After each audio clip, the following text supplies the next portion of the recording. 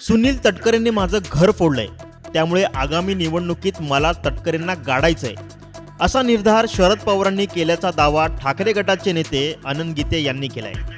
त्यांच्या या दाव्यावर राष्ट्रवादी काँग्रेसचे नेते अमोल मिटकरी यांनी सडेतोड प्रत्युत्तर देण्याचा प्रयत्न केलाय।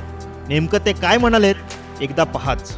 मला ऐकून आश्चर्य वाटेल, यावेळच्या लोकसभेची माझी उमेदवारी मी मागायच्या अगोदर शरद पवार साहेबांनी उद्धव साहेबांकडे मागितली आहे की तिथे मला नागरिकांना लोकसभेचा उमेदवार द्या का?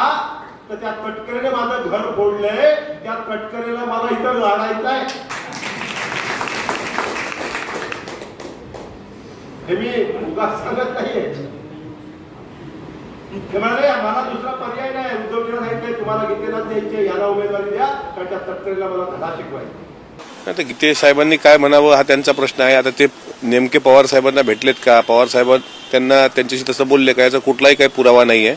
आणि तुम्हाला एक गोष्ट आवर्जून सांगतो, गीतेंसारखे असे अनेक लोक अशाच पद्धतीचा दावा करतील, पण इतक्या टोकाची भाषा पवार साहेब पण करणार नाहीत। आणि मला विश्वास आहे की रायगड लोकसभा मतदारसंघ राष्ट्रवादीच लढेल आणि जिंकेल सुद्धा।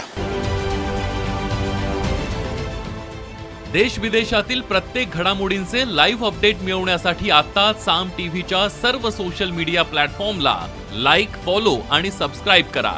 तसंच सर्व नोटिफिकेशनसाठी बेल आयकॉन प्रेस करायला विसरू नका।